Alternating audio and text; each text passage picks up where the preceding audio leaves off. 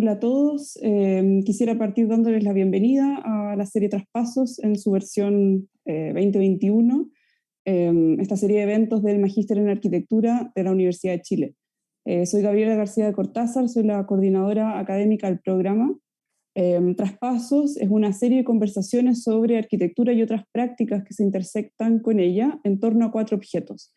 Este año son un edificio, una novela, que es el día de hoy, un documental y una ciudad. Son conversaciones que partieron el 12 de octubre y que terminan el jueves 21.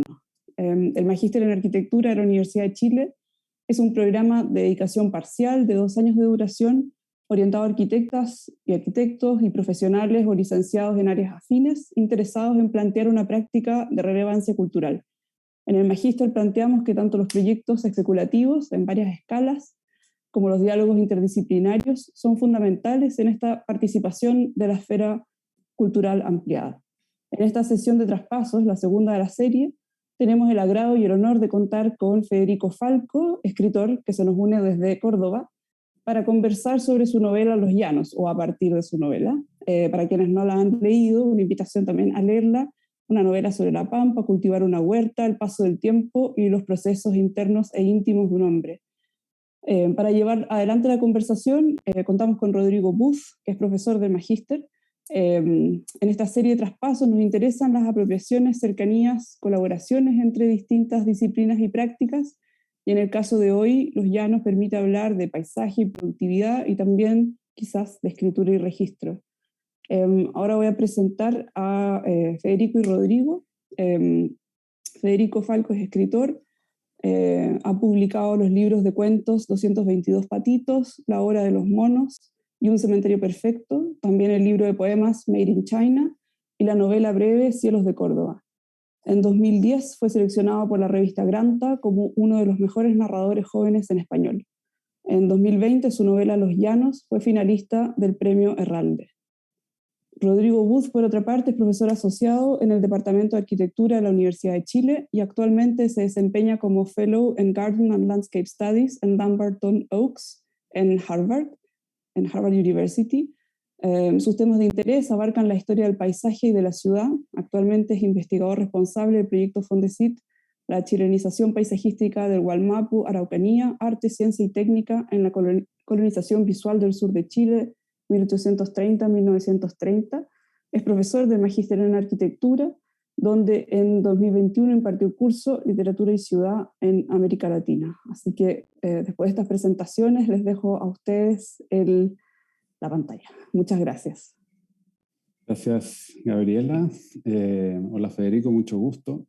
Quería agregar solamente, y esto es un dato quizás que puede servirle a las personas que nos están escuchando, que Federico también publicó 2 libros de cuentos en Chile, en la editorial Montacerdos, que es una editorial independiente chilena, que con otros títulos también recogen su obra de narraciones cortas de cuentos, con el título de Flores Nuevas, uno de ellos, y con el título de La actividad forestal, otro de estos libros que seguramente son posibles de conseguir en Chile y en librerías chilenas, y especialmente en La Furia del Libro, que se viene muy pronto. Federico, quería comenzar conversando contigo sobre una pregunta general que nos hicimos recién en estos días por mail, y un poco trayendo la lectura de Los Llanos a esta discusión, preguntarte abiertamente para que empecemos a conversar: ¿qué es un paisaje? Si es una porción del territorio observado o es también, con tus propias palabras, la textura de las palabras con que se lo nombra. Bueno, hola Rodrigo, gracias a Gabriela por la invitación, hola a los que están ahí. No sé muy bien cómo responder esa pregunta porque en realidad nunca tuve muy en claro exactamente cuál es la definición de paisaje, ¿no? O cómo se pensaría en el paisaje desde otra disciplina, como puede ser la arquitectura o la historia de la arquitectura. Mi modo de pensar el paisaje tiene más que ver con cierta cuestión un poco vivencial, corporal y de la propia experiencia en determinados paisajes y pensarlas a partir de la construcción de personajes, de cómo determinados personajes se ven reflejados en determinados paisajes, cómo determinados paisajes afectan a determinados personajes, cómo vivir en determinado lugar cambia o no a los personajes. Y en ese sentido hay como algunas cosas que se podrían pensar desde la escritura. Una es como este recurso de... A mí como narrador siempre me resulta bastante complejo ponerme en la mente de los personajes. Básicamente porque me parece que es algo que no podemos hacer en la vida real. Introducirnos en los pensamientos de los otros, ¿no?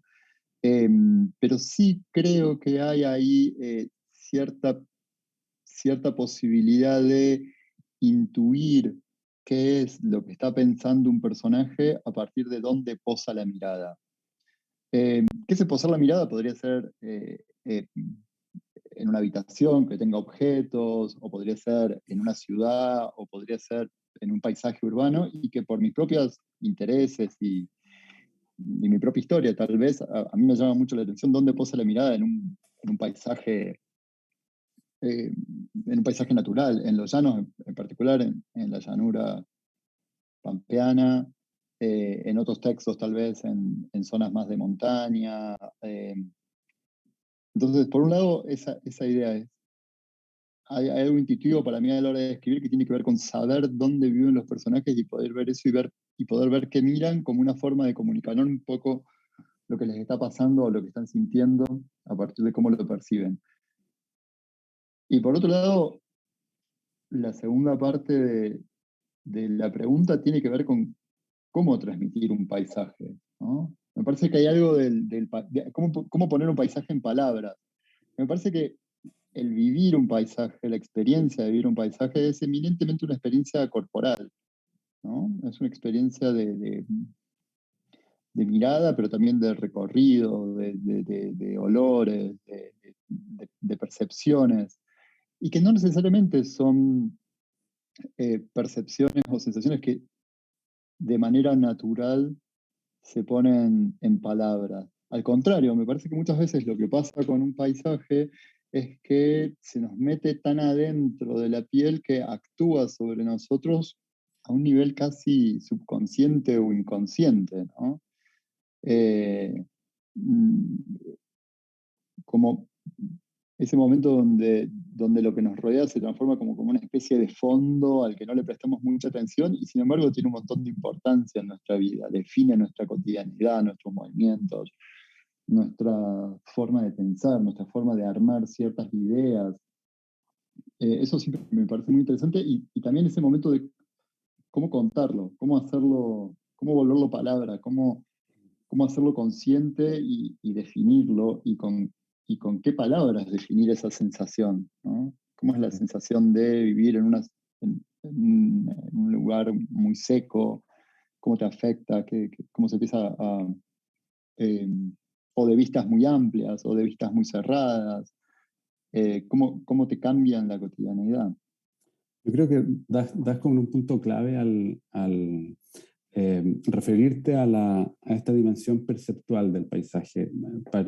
Para muchos de los que trabajan en el ámbito del paisajismo como disciplina del diseño, el trabajo digamos, diseñar jardines o parques y construirlos, el paisaje uno podría pensar, reducido a esa cuestión de diseño y a esa materialidad propia de una obra construida finalmente, lo que es normalmente entendido como un jardín o un parque.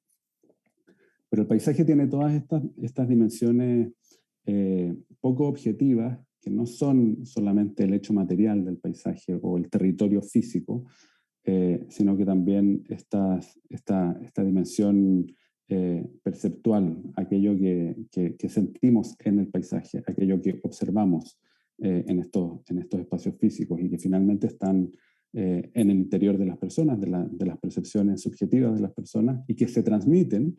Eso es una de las cosas muy interesantes para mí de tu trabajo. Se transmiten a través de diferentes objetos artísticos. Normalmente la pintura se ha vinculado mucho, Claro. de hecho hay un género pictórico que es el paisaje, pero la literatura también tiene un punto, digamos, un protagonismo importante en la definición de estos paisajes sensibles, digamos. Y tu trabajo es un trabajo que se ha centrado en estos espacios, en esta, digamos, en esta dimensión sensorial y subjetiva de ciertos lugares en Argentina, en La Pampa, en el campo en general, en pequeños pueblos, por ejemplo, que creo que son fundamentales para entender el paisaje también. ¿Crees que tu trabajo de alguna forma explica también el paisaje en Argentina, por ejemplo?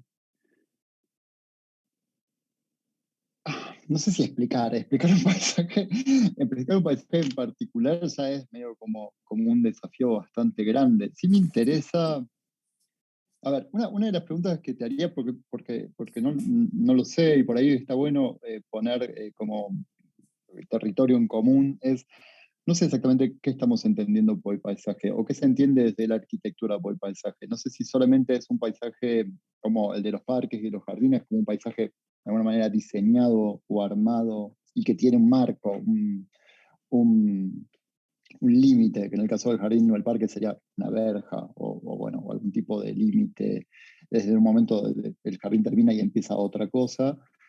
O si también podríamos pensar en el paisaje como un lugar mucho más amplio, donde hay diferentes, digamos, como de algo más del orden de lo natural, no intervenido, y que podría ser el paisaje del monte o el paisaje de la serranía. No sé, ahí exactamente Claro.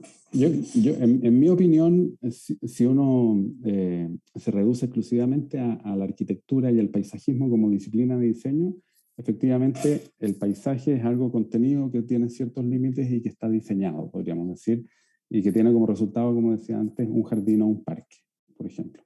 Pero la verdad es que la idea de paisaje es muchísimo más amplia, aún también para los arquitectos y para los paisajistas. El paisaje también debe ser entendido como, yo creo que al mismo tiempo, como una porción del territorio que tiene una cierta materialidad y las maneras de representar y de comprender subjetivamente esos territorios. Digamos, la observación humana sobre el territorio es aquello que nosotros comúnmente entendemos como paisaje. En eso yo creo que estamos de acuerdo. Sí, supongo que, supongo que es como un poco esa idea de si se cae un árbol en el medio del bosque y no hay nadie para escucharlo, se cayó el árbol o para verlo, si se cayó el árbol o no. Sería interesante pensar si no hay una mirada, hay paisaje, o si hay paisaje, no hay paisaje. No sé si es una pregunta que nos puede llevar a determinados lugares, pero sí creo que a mí particularmente desde la escritura siempre me interesa la mirada de los personajes o de los narradores sobre el paisaje. También porque hay como una cierta zona ahí que es un poco desafiante. Como vos decías, en la pintura el paisaje es un género, y es un género de alguna manera definido por un marco, por un recorte, ¿no? Por una mirada, pero una mirada recortada y que le da sentido a eso que está. En cambio, en la literatura el paisaje es un poco más un desafío porque en general lo asociamos más a la zona de la descripción del texto.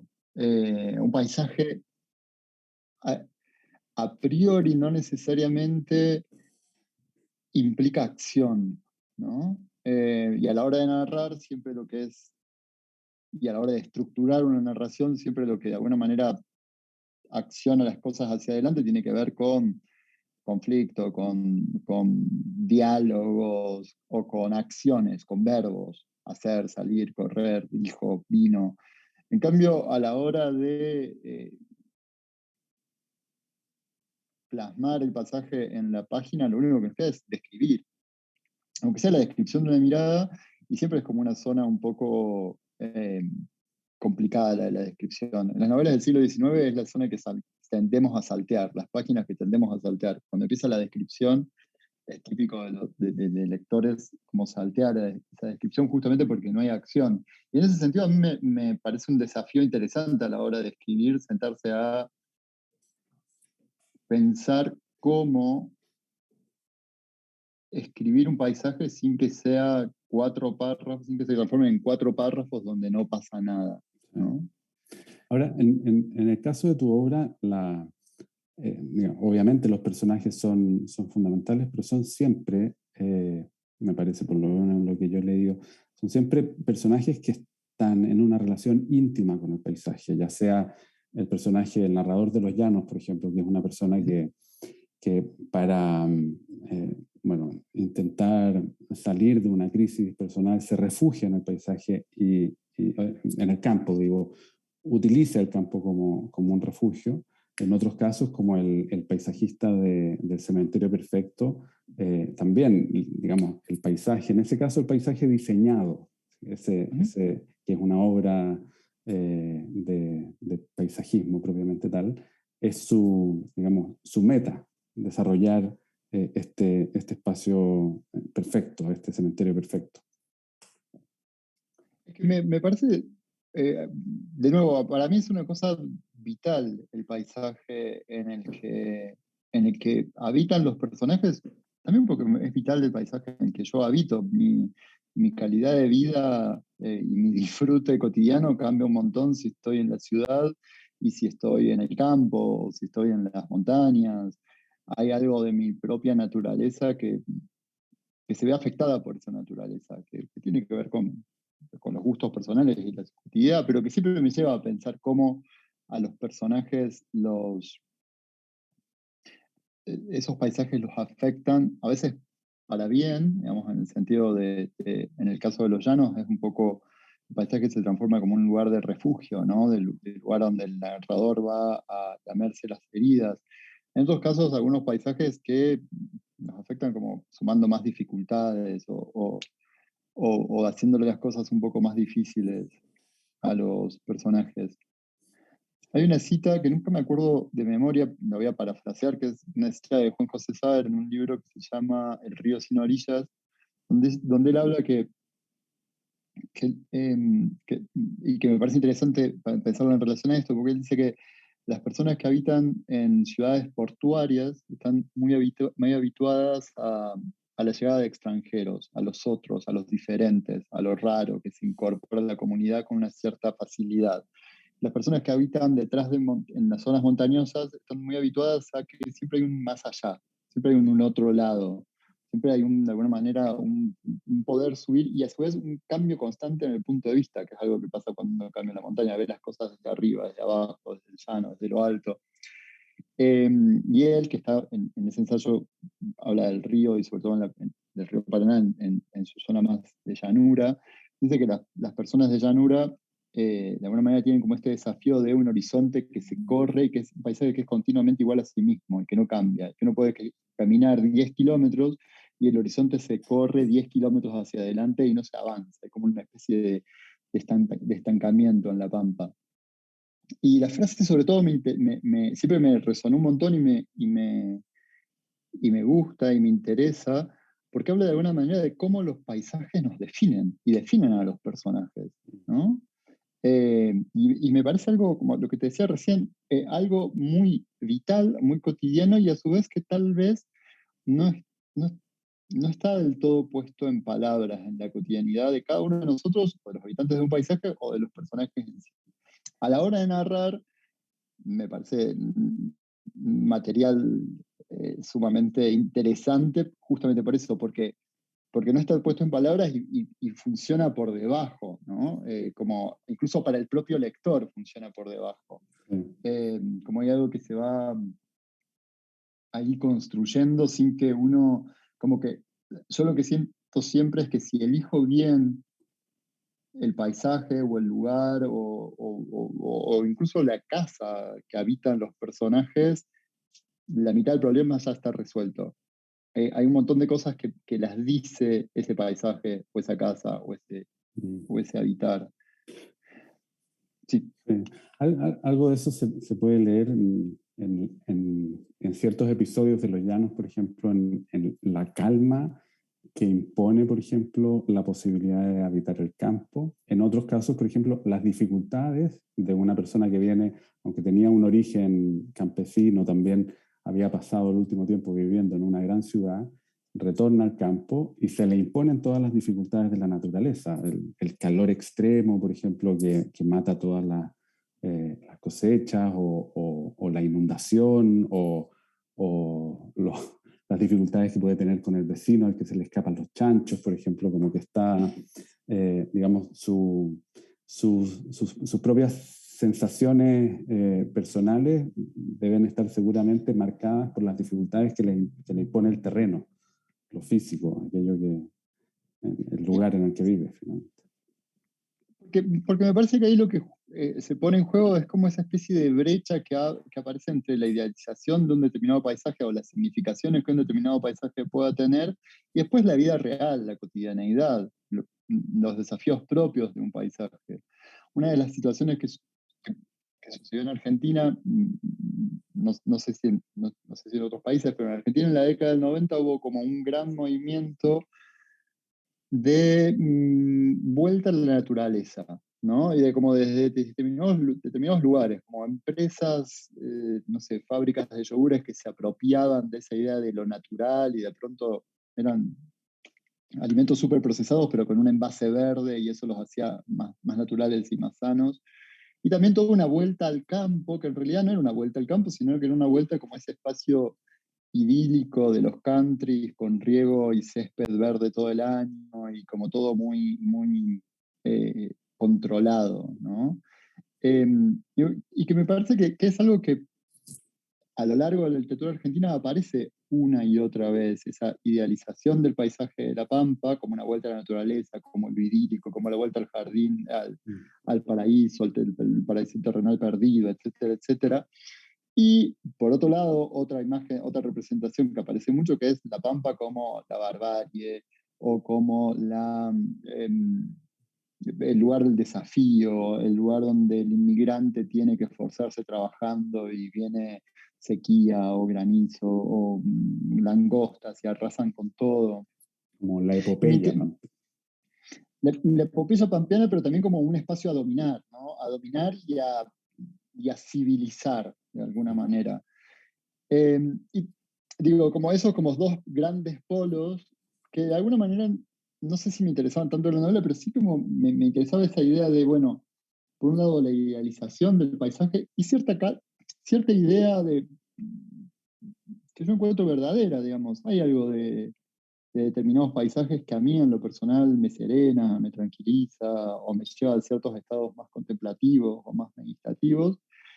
Y por otro lado, hay algo real, que vivir en el medio del campo no es necesariamente fácil. Cuando uno está acostumbrado todos los días a controlar la temperatura del aire acondicionado en 24 grados, o si hace frío prender la calefacción, y de pronto hay que echar leña y prender el fuego, y ya en la misma idea de que ese también es un lugar que la literatura construye. Uno puede decir, bueno, el personaje se levantó y prendió el fuego. Y suena como una escena sumamente de un cierto romanticismo. Prendió la hoguera, se sentaron a leer al frente del fuego. Pero antes alguien estuvo renegando con una caja de fósforos y papeles húmedos y ramas que no prendían, y salió a buscar y hubo que poner queroseno y se llenó todo de humo y se llenó todo de olor.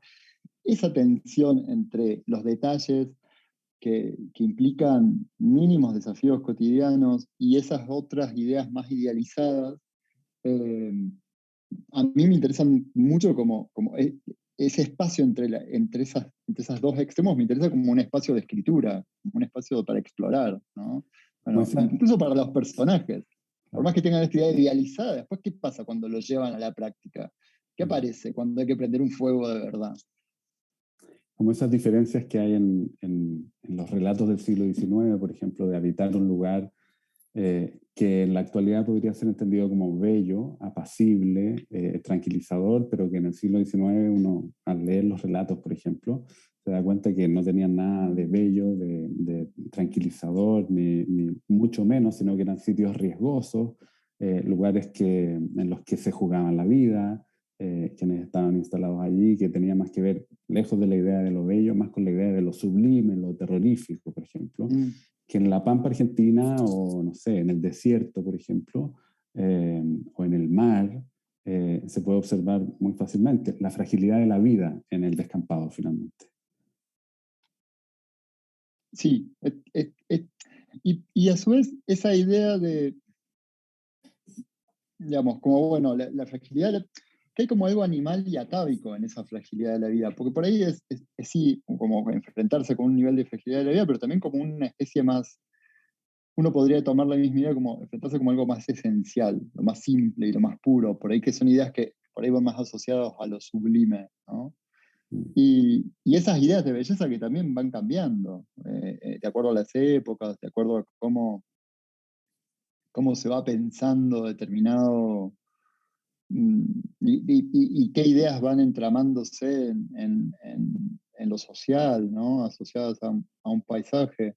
Ahora, por ejemplo, con la pandemia me parece que hubo como todo un nuevo renovarse de ideas asociadas a la vida en lo natural y a la vida del campo y a la vida en las sierras. Y de pronto en un año y medio o 2 años se armó como una especie de boom inmobiliario y Sí. de paisajes que de pronto se veían como paisajes seguros, que de pronto se empezaron a urbanizar de manera eh, un poco desesperada, buscando entre aislamiento y también una nueva vida. Eh, digamos, todos esos procesos que son por ahí como procesos más macro o más grandes, desde la posibilidad para escribir, a mí me parecen sumamente interesantes, ¿no? En el sentido que son pequeñas mini epopeyas o pequeños mini mitos personales que van construyendo los personajes y pequeños desafíos a los cuales los personajes se enfrentan.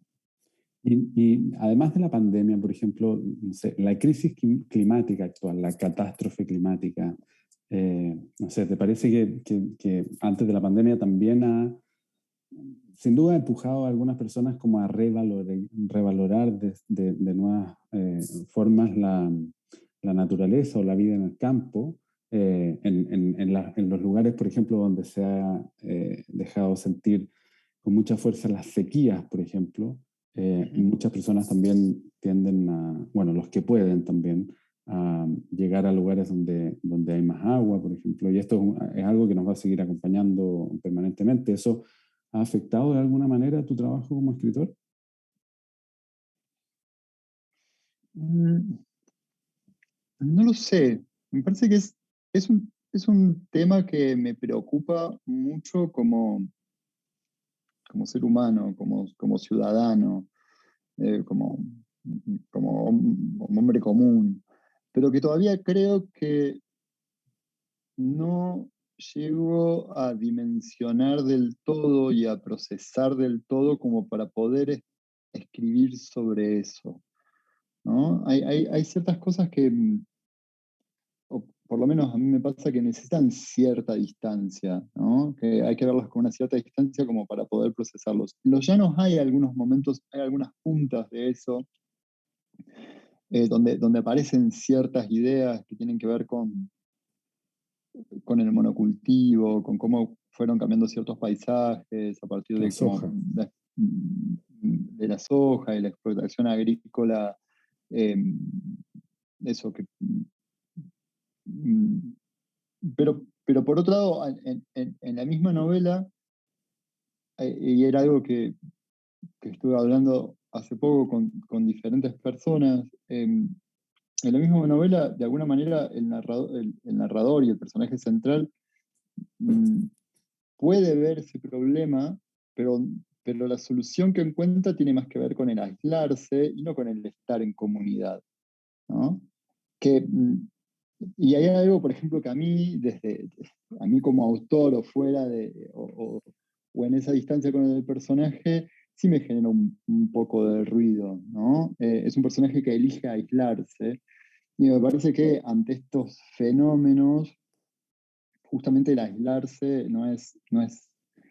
mm, no sé si es la mejor respuesta, ¿no? Me parece que hay algo más de construir comunidades, sostener comunidades, de construir entramados que podrían llegar a pensar y a generar ciertos mínimos cambios. Eh, pero es algo sobre lo que todavía no puedo escribir. Está ahí como dando vueltas y en algún momento espero que emerja. Una de las cosas que a mí me gustó mucho de la novela es justamente que no idealiza el campo, no idealiza la vida en el campo, y si bien el narrador busca aislarse en el momento de su crisis vital, también en otros episodios de la novela reconoce que tuvo que salir del campo para salir también del agobio que seguramente le producía en otras etapas de su vida. ¿Cómo entiendes el campo simultáneamente como un lugar que pesa y también como un lugar liberador? Es que a mí me parece, en ese punto me parece interesante volver a pensarlo como casi como una definición del paisaje. Siempre es una mirada, siempre es un ojo que mire y que define, y que encuadra y enmarca. Y me parece que en ese sentido está la propia historia cargada en esa mirada, y también determinados conflictos que atraviesan al personaje o que nos atraviesan a nosotros como personas en determinadas épocas, que nos hacen ver un paisaje de una determinada manera o de otra determinada manera, o poner el acento sobre ciertas cosas y poner el acento sobre otras cosas. Eh, Ahora, por ejemplo, estoy viviendo en un pueblito muy pequeño, en una zona de Córdoba que se llama Tras la Sierra, que está justamente del otro lado de la sierra. Es decir, que si uno tuviera que pensar un poco como una especie de recorrido, uno sale de Buenos Aires y anda 9 horas por la llanura avanzando por una autopista hasta que empiezan a aparecer montañas, cruza esas montañas en 2 o 3 horas y llega tras las sierras. Son las primeras sierras grandes. Eh, y siempre me parece muy fascinante cómo ese tras, ese sufijo tras, prefijo tras en tras la sierra, organiza un montón de cosas, ¿no? Hay en estas comunidades, me parece, hay un montón de gente que consciente o inconscientemente está en este lugar porque está del otro lado de las sierras. Para algunos, ese otro lado de la sierra funciona como una especie de defensa. Estamos lejos de Buenos Aires, hay una muralla de sierras que nos mantiene alejados. Para algunos porque más se están escapando de ciertas historias, algunos porque están empezando una nueva vida, otros porque están a la defensiva de lo que puede llegar a significar algo más urbano, más mercantilizado, etcétera, etcétera, pero sí está esa idea de estar de este lado como una muralla que defiende. Pero para otros habitantes de esta zona, esa es una muralla que separa.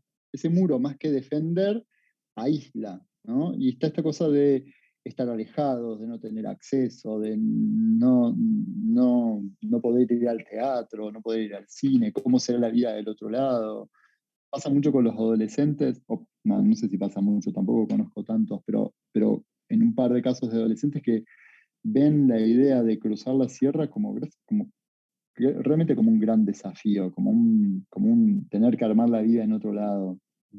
Y en ese sentido me parece que el paisaje es exactamente el mismo, el que vemos por nuestras ventanas todos, y significa para cada uno de nosotros diferentes cosas de acuerdo a nuestra propia historia, el momento de vida, los conflictos que nos atraviesan. También uno carga de significaciones al paisaje a partir de lo que le sucede, ¿no? En la novela En los Llanos, al narrador le pasa, por momentos el paisaje es un lugar de calma y por momentos donde está más atravesado por la angustia o por la ansiedad o por el duelo, el paisaje también es desesperación, es encierro, no tener salida, ese avanzar y que el horizonte se corra hacia adelante y no poder salir.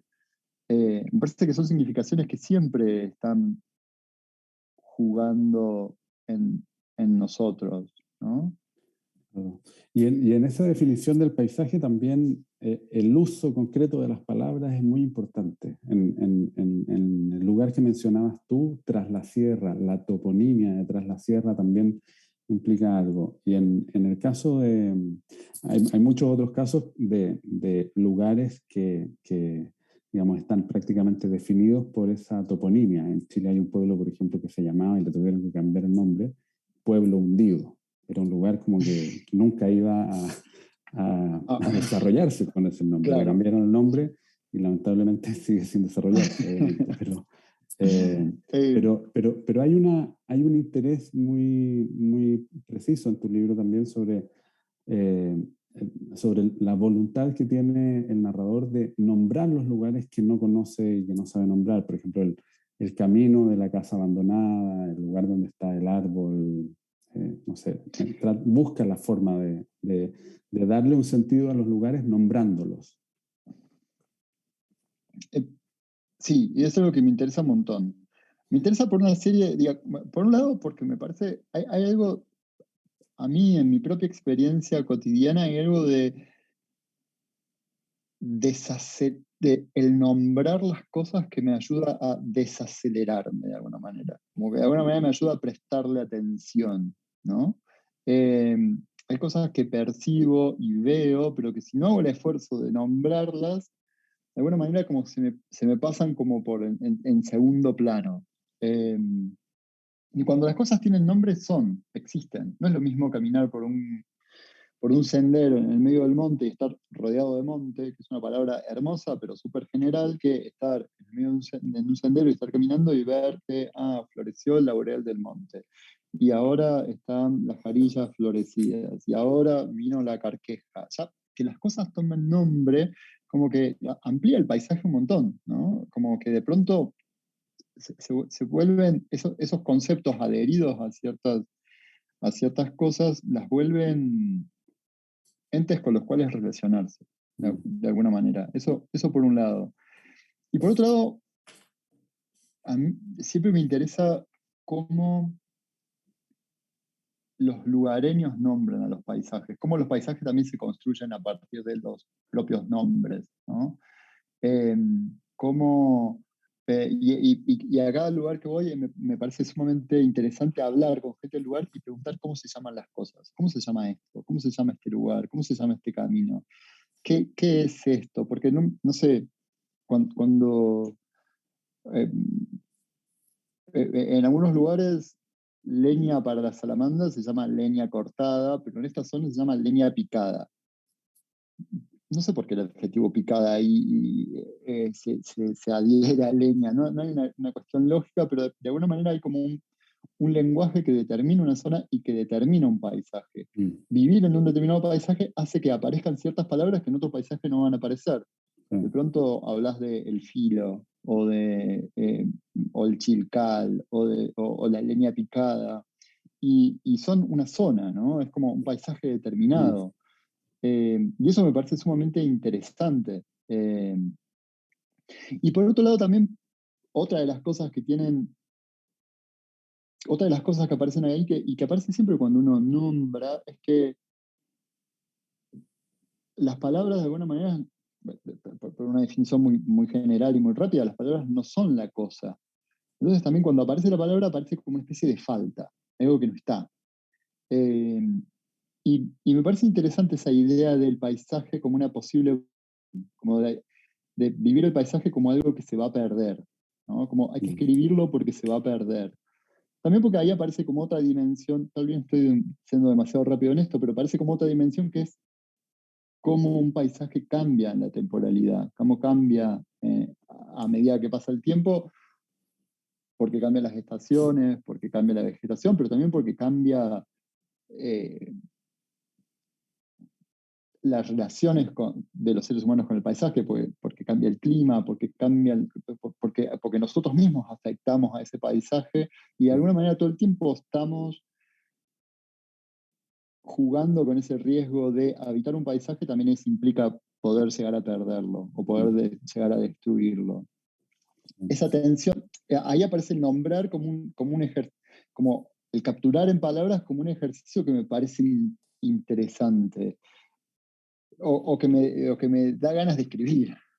Hay un elemento que tiene que ver con esta idea del nombrar, que es fundamental también como para darle un contenido a los lugares. Y eso creo que también se puede vincular con la idea muy extendida de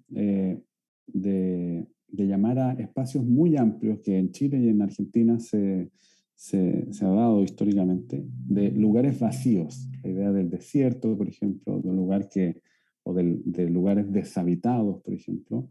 Las grandes extensiones de la Pampa o la Patagonia, por ejemplo, como un lugar vacío, que es una definición más bien política posiblemente. Se trata de lugares que en verdad nunca estuvieron vacíos realmente. Claro. Hay una cultura que se impone y que trata de considerarla vacía porque es el espacio que va a conquistar, que va a invadir finalmente, pero son espacios que nunca estuvieron vacíos y que tienen otros nombres. El tema de la toponimia ahí también es muy importante. En el mundo chileno, en el sur chileno y argentino, la toponimia mapuche, por ejemplo, que resiste finalmente. Pero me parece que ahí es lo mismo que pasa con todas, con todas esas grandes palabras un poco abstractas. Cuando uno habla de vacío, es como una forma rápida de englobar algo donde claramente nos puede despertar una sospecha. Hay un uso político, porque no es un vacío. Pero pasa lo mismo cuando uno habla de la felicidad, ¿no? Viene un personaje y dice, soy feliz. Yo como lector, si leo un personaje diciendo, soy feliz, enseguida paro las antenas y digo, ¿qué pasa acá? Porque me parece que de nuevo lo que aparece es esa tensión entre estas grandes palabras que engloban, abstractas, que un poco como en su propia grandeza están un poco desgastadas y como aplanan el sentido, en tensión con estas mínimas palabras de, bueno, ¿cómo se llama cada árbol en este bosque? ¿Cómo es el nombre que le dan los habitantes nativos de este lugar? ¿Cómo se llama el árbol del lado? ¿Cómo se llama la otra especie? ¿Cómo se llama este camino? ¿Qué nombre tiene este otro camino? Y ahí ese vacío se empieza a desarmar, deja de ser un vacío y empieza a ser, aparece un nombrar, ¿no? Que en realidad ni siquiera es que no hay un primer nombrar, sino que es un recuperar y un escuchar un nombrar que ya existe, ¿no? Es como prestarle atención a ese nombrar y ahí es donde la idea de vacío se desarma. Así como cuando empezás a escuchar a un personaje que dice ser feliz y después decir, bueno, pero ¿por qué sos feliz? Enumera, a ver, que el personaje enumere, o vemos el recorrido de ese personaje y ahí empezarán a aparecer esos matices que tal vez tengan que ver con momentos de una felicidad no tan real, o de una felicidad que dura por momentos y después se va, y después hay rutina, cotidianeidad, cosas. Siempre me parece que la tensión entre lo macro y lo mínimo y la palabra puesta sobre cada una de las cosas que componen ese paisaje, eso, amplían el paisaje. Pasa lo mismo para volver a esa idea de, estoy pensándolo ahora, pero como esa idea de que mencionabas del paisaje en la pintura, también hay algo que sucede cuando vemos la pintura de un paisaje que sucede en el golpe de vista, ¿no? Entras a una sala de un museo o entras a una habitación donde hay colgado un cuadro de un determinado paisaje en un marco y en un golpe de vista leemos ese paisaje y tenemos una percepción y una sensación de ese paisaje. Pero después cuando te acercas, ese paisaje es una multiplicidad de pinceladas, y esas pinceladas cada una es tal vez de un color puro, no sé, rojo, superpuesto con o contrastado con otra pincelada amarilla.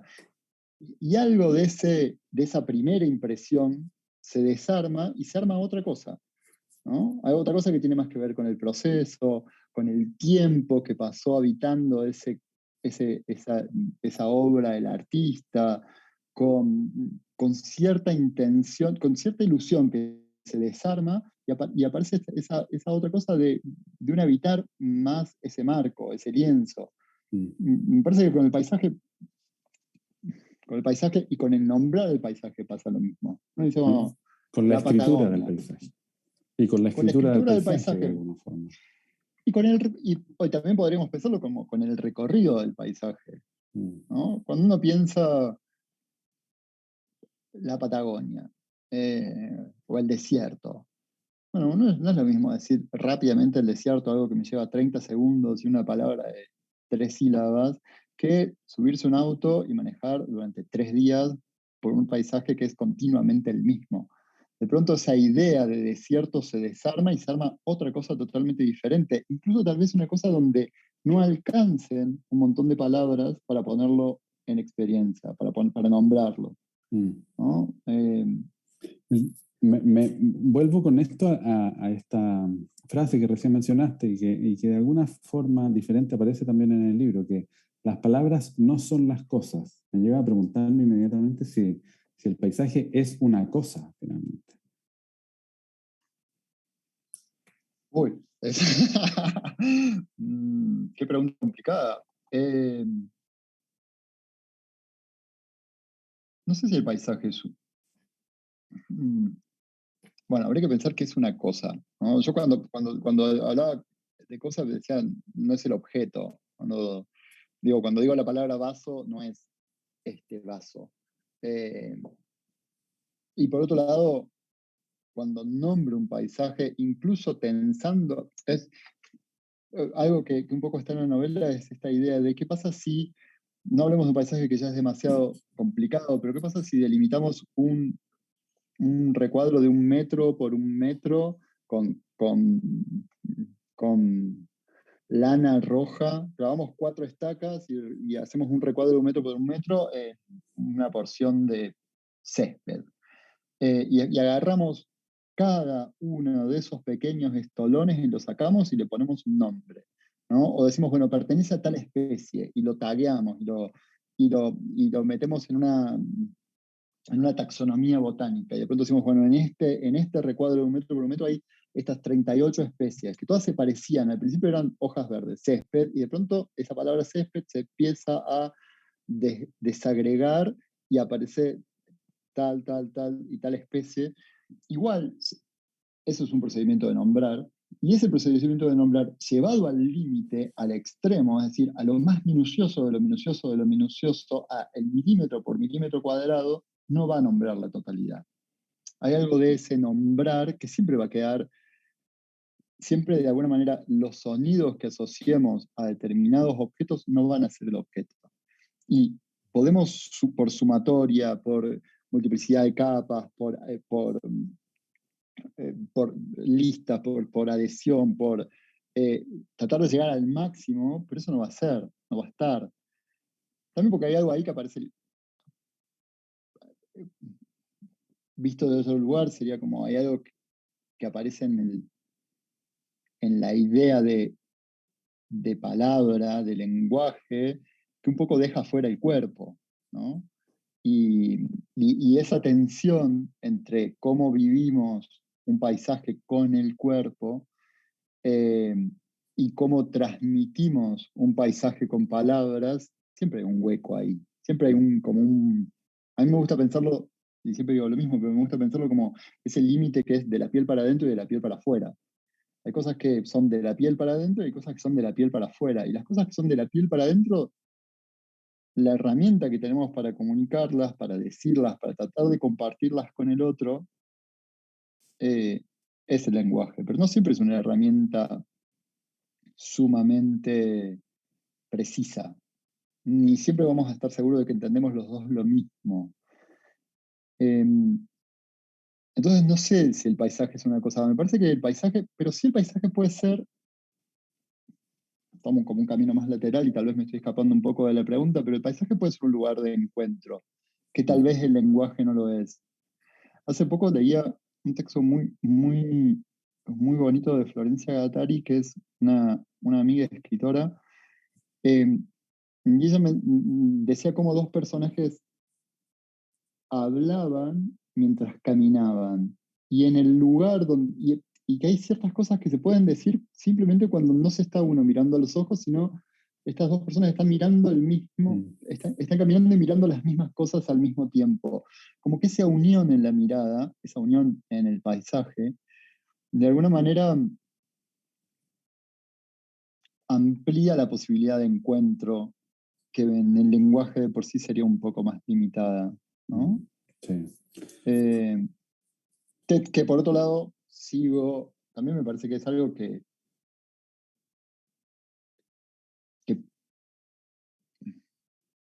podría pensarse, eh, sobre todo cuando pensamos como en estos parques diseñados, estos parques ingleses diseñados en el siglo XIX, ¿no?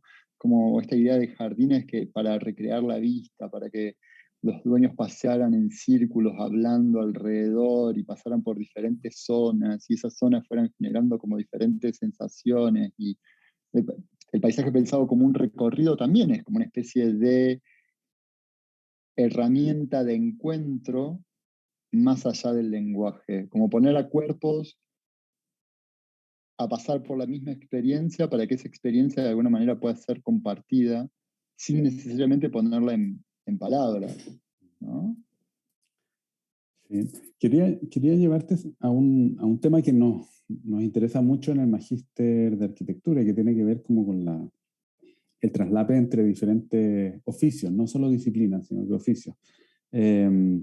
Y quería que conversáramos brevemente sobre las relaciones que pueden haber entre este oficio que tiene esta palabra tan decimonónica, por lo menos en Chile ya no se usa mucho, el horticultor, el que cultiva una huerta, y las relaciones que pueden haber figuradas, por supuesto, con el trabajo del escritor que está cultivando algo que está creciendo también, como es una novela. Entiendo que esta es tu primera novela, habías publicado varios libros de cuentos y una novela, pero ¿te parece de alguna forma que puede ser comparable el cultivo de un libro con el cultivo de una huerta?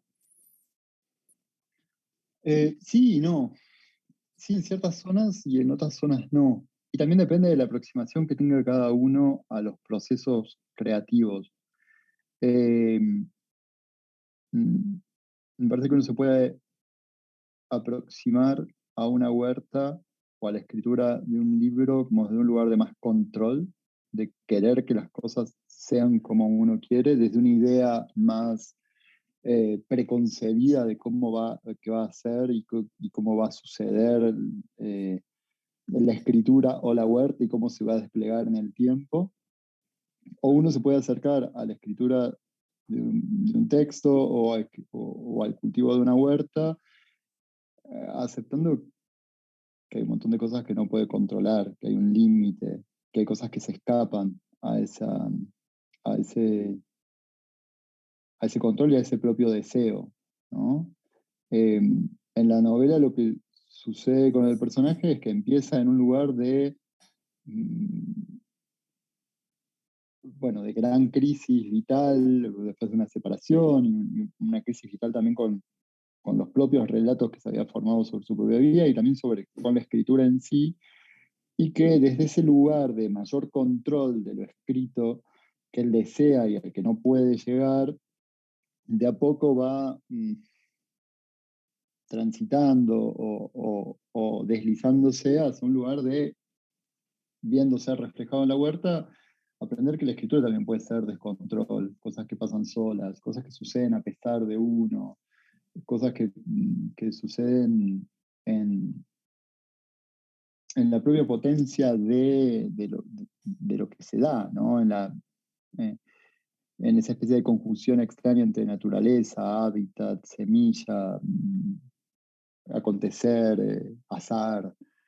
Eh, y para mí es importante a la hora de escribir dejar ese espacio para lo que puede ser a pesar de uno, más allá de uno, ¿no? A la hora de escribir, a mí siempre me parece, por ejemplo, si yo planeo mucho las cosas, si yo sé cómo van a terminar las cosas que escribo, si tengo mayor control sobre lo que escribo, el resultado termina siendo un poco predecible, un poco mm, trillado, como acorsetado, como con una cierta... eh, y con los años fui entendiendo que mientras más dejo librado un poco al azar, a la zona más desconocida de mí mismo, a cosas que van apareciendo un poco eh, sin saber cómo, al propio deseo, que es esa zona más desconocida de uno y que a uno mismo lo sorprende. Ah, esto, mira, no sabía. De pronto lo que surge ahí es algo nuevo, algo que a priori yo no conocía, que con un poco de suerte me puede llegar a sorprender, con un poco de mala suerte puedo llegar a decir, bueno, no. Que es un poco también lo que pasa con la huerta, ¿no? Bueno, a veces las cosas pasan, hay semillas que quedan del año anterior y nacen en medio de otro cultivo, y uno a priori podría decir, bueno, no, quiero que este cantero sea solamente de tomates y no voy a aceptar ninguna semilla de zanahoria guacha que nació por ahí, la voy a arrancar. y tal vez va a llegar a cultivar tomates nada más, pero a lo mejor puede ser que, mira, en una combinación extraña, semillas y zanahorias y tomates se llevan bien, o generan algo lindo, o generan un placer estético al ver la zanahoria florecida junto a la planta de tomates. No sé, algo puede llegar a pasar ahí que es nuevo, es el orden de lo nuevo, de la sorpresa, de lo no predecible. En ese sentido, me parece que siempre la idea de estos procesos de cultivo más entregados a lo natural pueden servir como espejo de los propios procesos creativos y como lugares de aprendizaje, eh, de ver qué pasa. Después también está esta cosa, si lo pensamos de la arquitectura, tal vez, no sé, si uno tiene que hacer una casa, bueno, en algún momento tiene que tratar de que el techo no se caiga. Digo, también está como dejar un montón de cosas libradas al azar y dejar un montón de cosas libradas a la propia creatividad y a lo propio que vas encontrando, pero también hay otras zonas que hay que poner cimientos sólidos y asegurarse que la estructura se va a sostener. Me parece que es como un juego y un ida y vuelta entre esas dos cosas. En la arquitectura hay cosas que se resuelven solo en la obra, en el proceso de construcción, que no todo puede ser planificado. Hay una serie de vicisitudes que hay que no se consideran en el plano, por ejemplo, y que se resuelven directamente en la obra.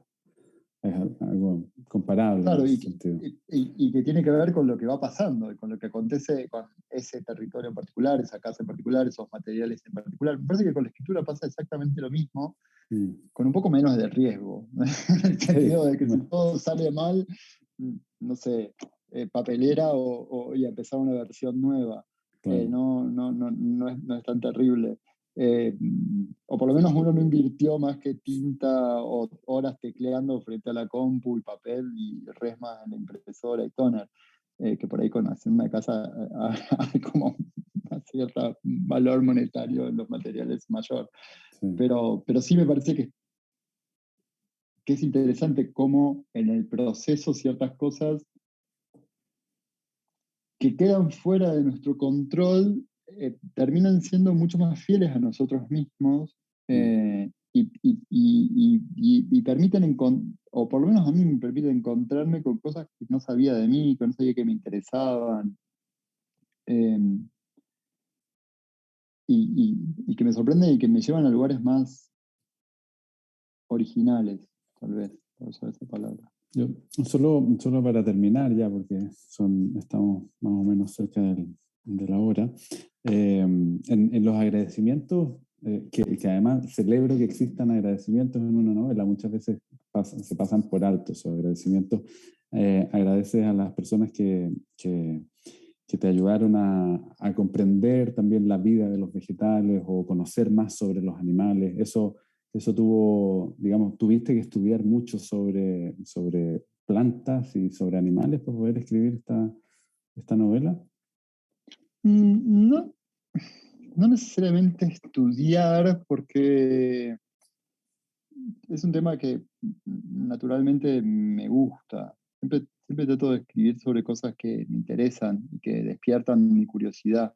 Y que entonces hay algo de esa idea de estudiar que, no sé, es más como averiguar cosas siguiendo el propio deseo y la propia curiosidad, ¿no? Por un lado, yo cuando era chico hacía huerta con mis abuelos, había algo ahí que había como un saber que ya estaba. Y por otro lado, hubo un tratar de aprender, pero para hacer una huerta. Y después un tratar de escribir esa huerta que estaba haciendo. Hay algo que también viene de la propia experiencia y que implica,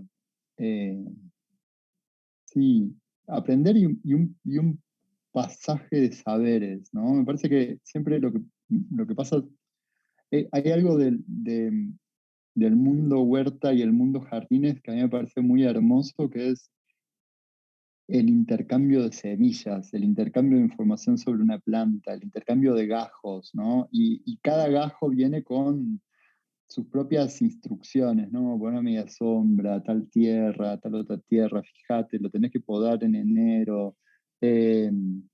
se trasplanta en tal época, ¿no? Hay como un traspaso de información ahí sumamente interesante y amoroso y que hace también eso, como algo del propio trascender, ¿no? De cómo hay algo que va pasando de generación en generación, de huerta en huerta, de jardín en jardín, propagándose, y que implica eso, un cierto, lo que podría pensarse como la misma mirada que nombra en lo minúsculo, también es una mirada que cuida, que trata de dar las mejores condiciones posibles para, para una determinada planta o para un determinado eh, bueno, animal. En esta novela no hay tantos animales, pero sí, Algunas gallinas que mueren, hay,